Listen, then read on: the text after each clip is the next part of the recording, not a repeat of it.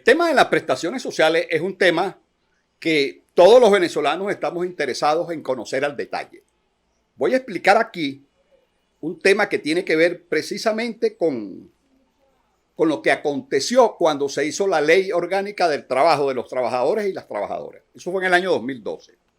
En el año 2012, cuando se aprobó la ley, había 1.048.510 trabajadores de la administración pública que habían ingresado antes del 18 de junio de 1997, que fue cuando se hizo el régimen, de prestaciones sociales y se aplicó un nuevo esquema salarial de acuerdo a las prestaciones sociales.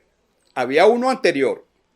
Eso generaba un costo inmediato de ese 1.048.510 trabajadores de 15.741 millones de dólares por efecto de la retroactividad, el costo del cambio del régimen a favor de los trabajadores. Es decir, se iba a un régimen mejor, pero había que precisamente darle a los trabajadores esa antigüedad que habían perdido por efecto del cambio del régimen que se había hecho el 18 de junio, ¿verdad?, del año 1997, que todos nos acordamos, los que tenemos cierta edad, nos acordamos de ese proceso que sucedió y que indudablemente los trabajadores en aquel entonces criticaron mucho.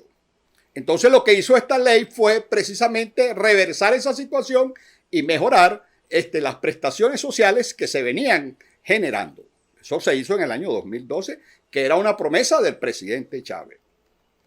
Entonces, en total, tomando en cuenta los trabajadores privados, la retroactividad total implicaba un costo de 34.447 millones de dólares a la fecha, pues, es decir, a los dólares a la fecha convertidos en bolívares de aquel entonces. Esto fue para metiendo los trabajadores privados y los trabajadores públicos. Los trabajadores públicos privados en ese momento que le tocaba la retroactividad eran 1.246.071 trabajadores. Y la antigüedad promedio era de 12,5 años. Casi que exactamente de 12,5 años. ¿Qué quiere decir eso? Que los trabajadores en aquel entonces tenían en promedio una antigüedad de 12,5 años. Entonces, eso es importante que lo tengan claro para que vean el esquema de lo que podría suceder y que hay que buscarle precisamente una solución, porque la idea es que el salario mínimo vaya ajustándose a un salario digno y que vayan desapareciendo esos bonos de guerra precisamente cuando la economía de guerra llegue a su fin. Es decir, cuando la emergencia llegue a su fin por efecto de toda una serie de factores, que uno de ellos son las sanciones, indudablemente. También hay otros factores. La corrupción, que también hay que meterla, porque la corrupción también genera que indudablemente esa es una parte que se podría haber utilizado para el incremento salarial. Y también podríamos agregar otras cosas, algún desorden administrativo que puede haber. Y que se generen, digamos, salidas hacia otro nivel y no hacia precisamente los trabajadores. Esas son cosas que tienen que revisarse, sinceramente. Entonces, el incremento salarial a $200 implica un ajuste de 67 veces el salario mínimo que tenemos ahorita. Es decir, de $3,5 pasaríamos a 200 y eso hace un total 67 veces el incremento. Y si nosotros suponemos, por eso es que voy a explicar por qué yo hago esa suposición, un año de antigüedad en todos los trabajadores de la administración pública y suponiendo que son 5,5 millones, y también suponiendo que el salario promedio es el mismo salario mínimo de $200, estaríamos hablando de un piso de 4,000 millones de dólares que se debería adicionar por concepto de prestaciones sociales. Ahí se mete todo, antigüedad, todo ese tipo de cosas.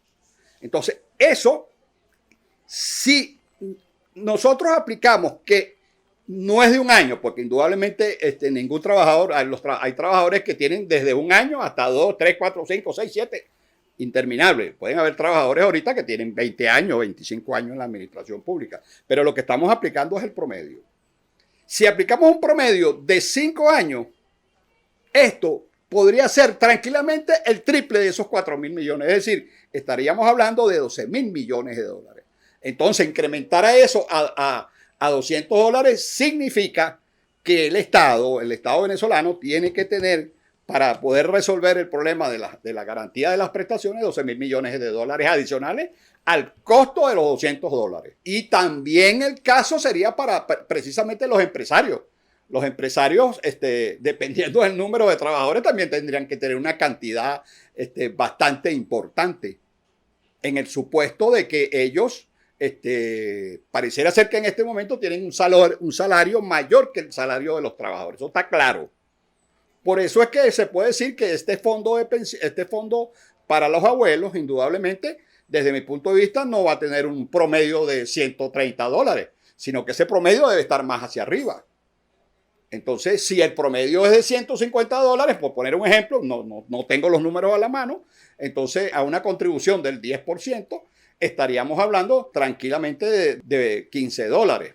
Pero ya eso es una cosa que es un supuesto. Entonces, bueno, esa es una de las consideraciones que tenemos que hacer.